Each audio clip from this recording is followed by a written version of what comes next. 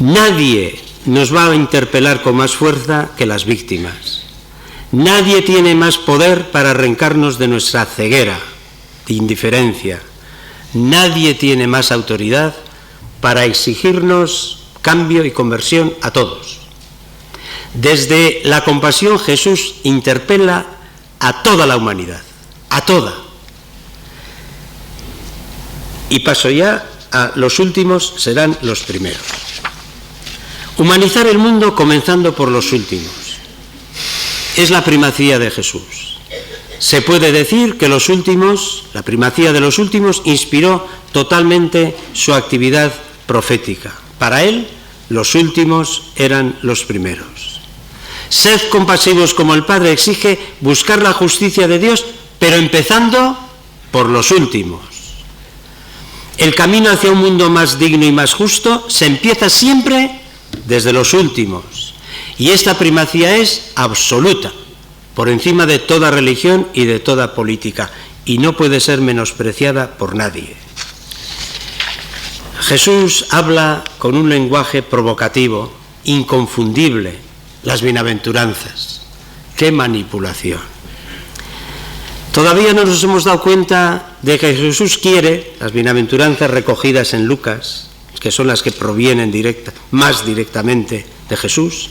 No nos hemos dado cuenta que Jesús, con las bienaventuranzas, lo que nos está queriendo decir y dejar bien claro que los últimos son de Dios, son intocables, son los primeros para Dios. Sabéis que esas bienaventuranzas son gritos que le salen a Jesús de dentro, que gritó en unas circunstancias o en otras, luego en las comunidades cristianas las reunieron, etc. Son gritos que le salen a Jesús desde dentro, desde su experiencia de Dios. Ve cómo las familias de Galilea se van quedando sin tierras al no poder defenderse de los terratenientes que les presionan para cobrar sus deudas, y les grita: dichosos los que os estáis quedando sin nada. El término tojoi que utilizan los evangelios no significa pobres. En Galilea eran pobres el 93%. Son los que se han quedado sin nada, porque de vosotros es el reino de Dios. Y observa la pobreza, la desnutrición, el hambre, sobre todo de los niños que abraza y de las mujeres, y reacciona: dichosos los que ahora tenéis hambre, porque Dios os quiere ver comiendo. Habría que traducir con mucha fuerza estas cosas.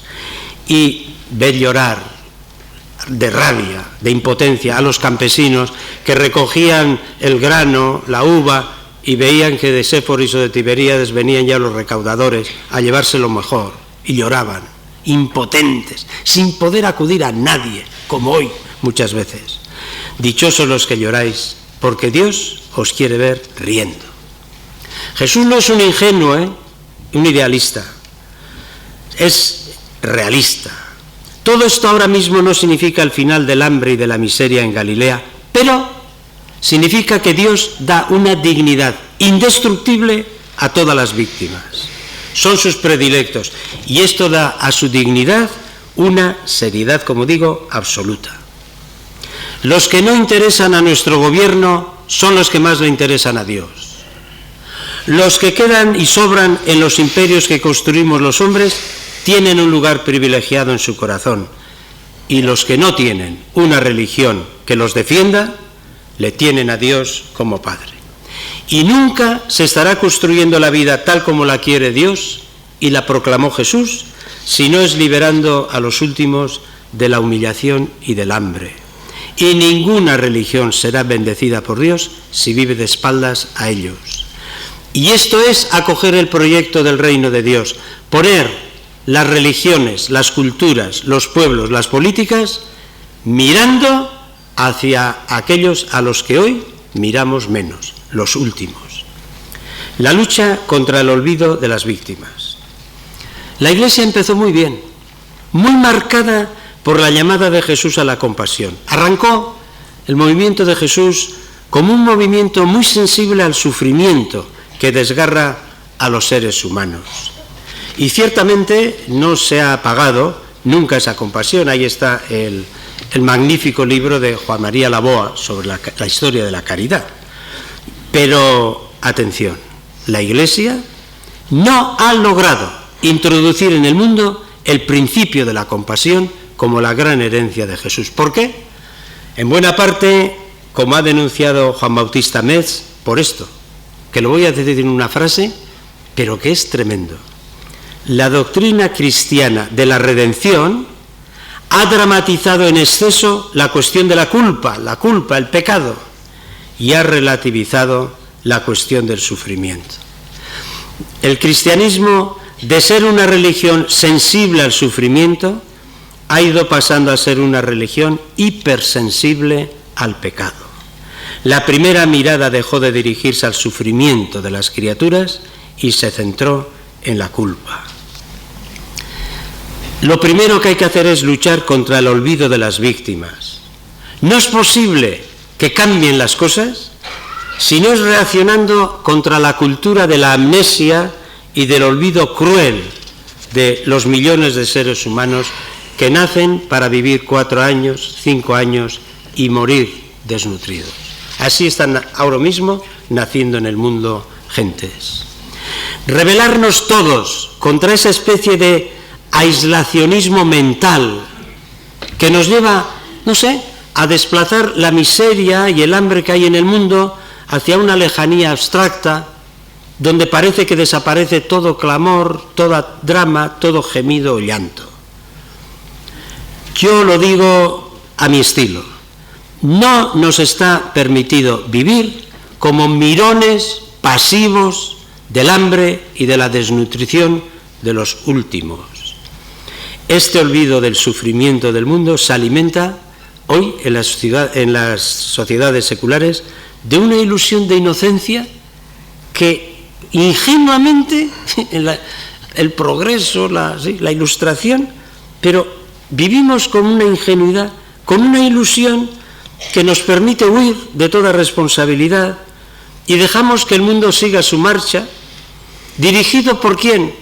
Por los mercados, pero por una especie de fuerza anónima sin sujeto humano, y podemos pensar que el tiempo se encargará de resolver la sinrazón de la historia humana.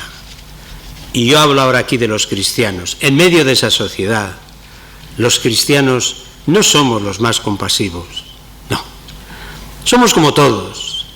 Y tenemos una ilusión alimentada religiosamente de inocencia. Evitamos exponernos a la mirada del Dios compasivo. Nos relacionamos con el Dios de la liturgia y del culto. Hemos logrado, para mí este es uno de los pecados, esto ya lo intuía yo hace muchos años, hemos logrado adorar al crucificado de tal manera que nos oculta a los crucificados de hoy. Sin embargo, una iglesia que desarrolla la memoria de Jesús ignorando a las víctimas no es iglesia de Jesús. Una predicación que anuncia a Dios olvidado del sufrimiento de la humanidad no es cristiana. Y tiene razón Juan Bautista Metz, no es cita literal porque está, en muchas obras de Metz ha denunciado, a ver si los que estamos aquí nos damos cuenta, ¿no?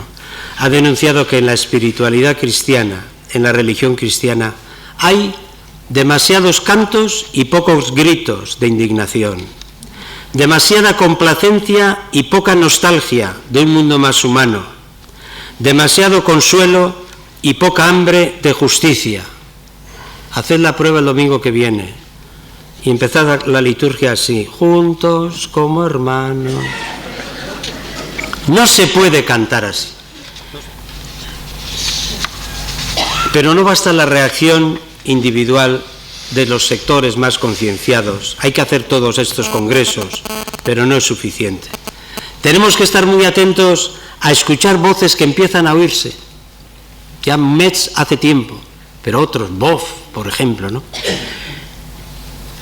¿Por qué, y lo voy a hacer como pregunta, por qué la preocupación por el sufrimiento de los inocentes no puede llevar a las grandes religiones como el budismo, el cristianismo, el islamismo, que tienen en sus entrañas la compasión como un factor importante? ¿Por qué no vamos a ir a una coalición de resistencia contra el sufrimiento injusto y a una praxis de responsabilidad común para promover la compasión social y política en el mundo entero. Pero hablando de nosotros, ¿por qué la Iglesia de Jesús no puede arriesgarse a ponerse a disposición de la humanidad doliente, recuperando su identidad perdida de Iglesia de la compasión y gastando sus mejores energías en alentar la lucha contra las causas del sufrimiento? ¿Y por qué las sociedades laicas no pueden profundizar en la intención de fondo de todo progreso, que no es otra que luchar por un ser humano más liberado? ¿Y por qué no recogemos la resistencia al sufrimiento del inocente que está en las culturas populares, que está en todos los pueblos? Si los pueblos tienen corazón, los que no tienen corazón son los que han adquirido el poder y nos están dominando a todos. Algunas consignas para vivir proféticamente en medio de la crisis. Primera, las he formulado en primera persona de plural para luego poder exigirlo a todos. No serviremos al dinero. ¿Está claro? Pues predicarlo. No serviremos al dinero. Y abandonar la idolatría del dinero no es fácil. Está ligada... ¿Qué estudios hay del dinero? ¿Qué intuición la de Jesús? ¿Qué salud mental? Ahí está Dios, ahí está encarnado Dios, no lo dudéis. Dicen que yo niego la divinidad de Jesús. Bien. Y yo exactamente no sabría decir correctamente qué es el arrianismo, fijaos. Bueno, abandonar la idolatría del dinero no es fácil, porque está ligada a pulsiones profundas de autoprotección, de búsqueda de seguridad, de bienestar. El ídolo del dinero está fuertemente interiorizado en la sociedad y en la Iglesia, en nuestras familias y en nuestras vidas. Por eso no es suficiente vivir la crisis a golpes de impulsos de generosidad. Soy consciente de lo que voy a decir y de lo que me estoy exigiendo. Hemos de ir desplazándonos poco a poco hacia una vida más pobre, más sobria, para compartir lo que tenemos y sencillamente no necesitamos, que es un montón de cosas.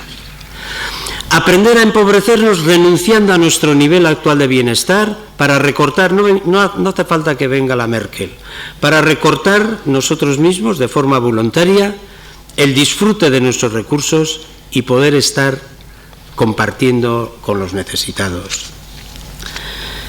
Hay que revisar tres cosas: nuestra relación con el dinero, en la Iglesia, en nuestras instituciones, en nuestras familias, en nosotros. ¿Qué hacer con nuestro dinero? ¿Para qué ahorrar? ¿En qué invertir? ¿Con quiénes compartirlo? Hemos de dar pasos eficaces hacia un consumo más responsable. ¿Qué compramos? ¿Dónde compramos? ¿Para qué compramos? Hemos de redefinir el bienestar que queremos disfrutar y defender. ¿Qué bienestar? ¿Para quiénes? ¿Con qué costos humanos? ¿Con qué víctimas? Qué complicado, ¿eh? Qué cosas.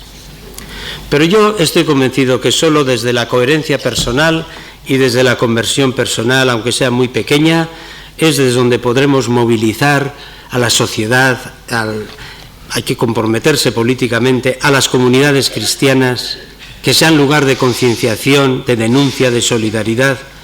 Y no esperemos, la jerarquía en la historia de la Iglesia, en su conjunto, nunca ha liderado movimientos de conversión al Evangelio. O sea que exijamos, la conversión viene de aquellos que le siguen a Jesús, no de los líderes.